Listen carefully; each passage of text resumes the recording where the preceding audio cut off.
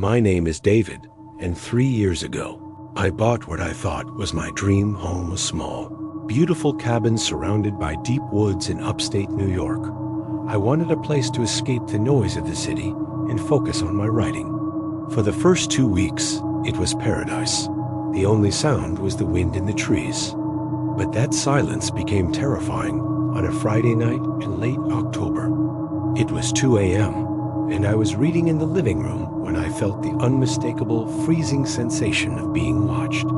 I tried to ignore the feeling and went to bed. But the next morning, when I walked out to my porch to get some fresh air, I froze. Sitting right on the wooden railing was a small, crudely carved wooden doll. It was made from local pine branches and wrapped in a piece of dirty black cloth. It looked like a mockery of a human figure. My heart sank. There were no neighbors for miles.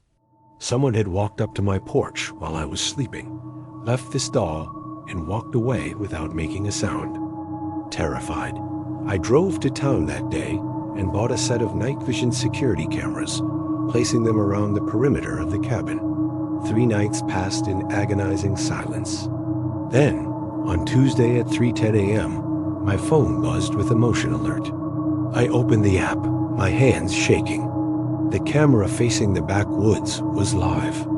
Through the grainy black and white night vision, I saw a tall silhouette standing just at the edge of the tree line. The person was just standing there, completely frozen, staring directly into the camera lens. They knew the camera was there. I panicked and called the police, but they said it would take at least 45 minutes for a car to reach my isolated location. As I sat on my bed, clutching a baseball bat, I heard it. A soft, slow scratching sound on the external wooden wall of my bedroom. Scrape, scrape, scrape. It sounded like long fingernails or a knife dragging against the wood. Then, the scratching stopped, and the heavy doorknob of my back door began to turn, slowly, back and forth. Someone was trying to get inside, testing the lock. Suddenly, blue and red lights flashed through the trees. The police had finally arrived. I heard heavy footsteps running away into the deep brush of the woods. The officers searched the tree line and found a small campsite just 100 yards from my cabin. Whoever it was had been living there for weeks, watching my every move. They found notebooks filled with descriptions of my daily routine. The watcher was never caught. I packed my bags that very night and never returned to the cabin. It's been years, but every time I hear a branch snap outside my window, I wonder if he finally tracked me down. After that horrific night, I rented a small generic apartment on the 4th floor of a busy building in downtown Albany. I thought the crowds, the street lights, and the heavy security doors would protect me. For 2 months, it worked. I began to sleep again, convincing myself that the watcher was just a local drifter tied to those specific woods. But I was dead wrong. It was a rainy Tuesday afternoon when I came home from buying coffee and found a small package sitting directly in front of my apartment door. It wasn't a standard delivery. My hands shook as I picked it up and unlocked my door. I sat at my kitchen table and sliced the tape open. Inside the box, wrapped in the exact same dirty black cloth from the cabin, was another wooden twig doll. But this time, it was different.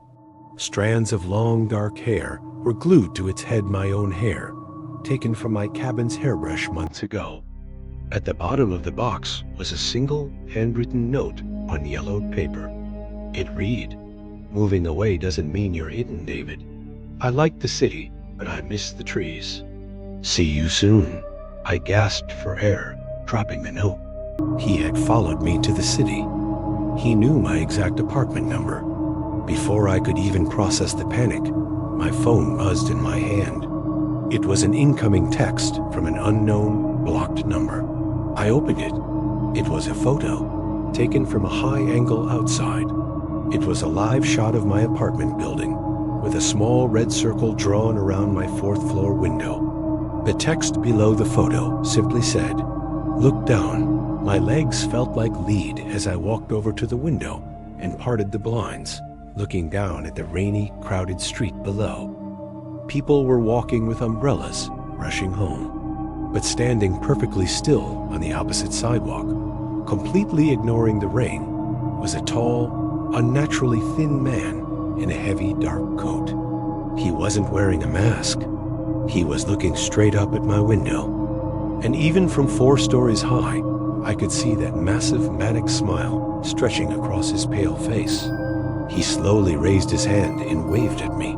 I realized then, I will never be safe. The Watcher doesn't want my cabin. He wants me.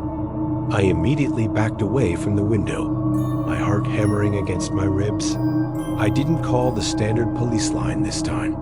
I called the detective who handled my initial cabin case in upstate New York. I told him the Watcher was outside my apartment right now. Within 10 minutes, 2 plainclothes detectives arrived at my building through the back entrance. They told me to stay away from the windows and keep the lights on, acting as if I was still clueless. They set up a perimeter around the block to trap him. From inside my apartment, the silence was agonizing. Then, suddenly, I heard shouting from the street below, followed by the distant wail of sirens. I rushed to the window and looked down. The man in the dark coat was on the wet asphalt, surrounded by 4 police officers with their weapons drawn. He didn't fight back. As they forced his hands behind his back and pushed him into the police cruiser, he kept his eyes locked on my 4th floor window, still smiling that wide, horrific smile.